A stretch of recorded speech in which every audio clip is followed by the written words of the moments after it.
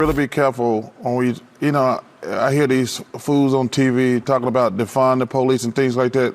We need police reform and prison reform and things like that. Because you know who ain't gonna defund the cops?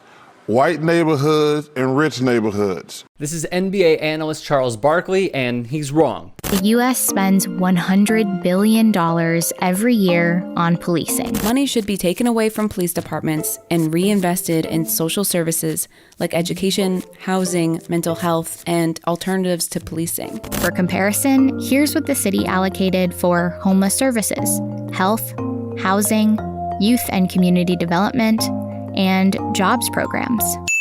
In short, that's defunding, Chuck. That notion they keep saying that, I'm like, wait a minute, we just gonna leave, who are black people supposed to call, Ghostbusters? See, the problem is, like Breonna Taylor's case, Charles didn't dig deep enough.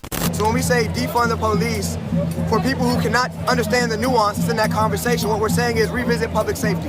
White people, especially rich white people, they're always gonna have cops. So we need to stop that defund or abolish the cops crap. Create systems that actually protect and serve, not just some, but all. When we say abolish, it's the understanding that police are funded with taxpayer dollars. Police stations stand up because of taxpayer dollars. They get new cruisers, shields, etc. because of taxpayer dollars. That means that they are a service, and they're a service that is answerable to us. If they're not answerable to us in the ways that we want, we can demand new service, and that's what this is. Abolish the police in favor of whatever that new service will be, whatever that new service is that resembles justice that the people decide on. Can't put it any better than that. Via ally Chuck Modiano of Deadspin, he interviewed Ty Hobson Powell on the ground in D.C. Powell is a leading voice and activist who continues to push for better days. Look, Chuck actually said it best. I am not a role model. He's also said some weird things in the past. Like when Ferguson, Missouri police officer Darren Wilson shot and killed 18-year-old Michael Brown, that the grand jury decision to not indict him was accurate. We never discuss race in this country until something bad happens, he said. I spent the day with the cops, the split-second decisions they have to make. I mean, we're talking split-second decisions. They can do 95% of things correct and 5% screw up. And we spend all our time talking to 5% screw up. This is how short-sighted Charles is. So Diane Butler takes the microphone. Her son Tyrone West died via asphyxiation when Baltimore police pinned him down. In the state's autopsy report, Baltimore PD attempted to cover up the death, ruling he died of a heart condition in hot weather. Back to Butler. You said you rode with the police and you had a conversation with them, and it takes them only a split second to make a decision. Tell me why it took 15 to 20 minutes to beat my son to death. 15 officers. They did some horrific stuff to my child. At one point, he said this. The notion that white cops are out there just killing black people, that's ridiculous. It's just flat out ridiculous. When discussing the death of Eric Garner, the 47-year-old father who died via strangulation from NYPD officer Daniel Pantaleo. It took 5 years for Pantaleo to lose his job, and a grand jury did not bring criminal charges. Attorney General Bill Barr mandated the case be dropped.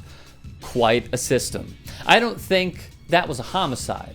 I think the cops were trying to arrest him, and they got a little aggressive, Barkley said. A little? We, as black people, we've got to do better. We never get mad when black people kill each other, which that has always bothered me. Newsflash, this is a Republican talking point, and we've seen it used during the BLM protests. When an opponent of Black Lives Matter talks about blacks killing blacks, it's almost always to deflect attention away from police brutality, as if one issue makes the other more acceptable. Politico reported via the FBI's findings that white-on-white crime is very high, yet unsurprisingly, that term is not taken off in the slightest. Why doesn't Chuck mention this? When the Warriors declined to go to the White House, Chuck took this stance. What do you make of this unprecedented back and forth between the sitting commander-in-chief and an NBA team? I think it's really unfortunate. I think that it's an honor and a privilege to go to the White House, no matter who the president is. My point of bringing all this to your attention is this. When we say defund the police, we know what it means, its intent, and how society will benefit from it. These past comments have shown a pattern by Barkley. I don't hate him, I just understand that simply he never will. If you'd like to hear more thought-provoking content like TYT Sports on Facebook and to help in my journey to keep media independent, go to tyt.com/Rick.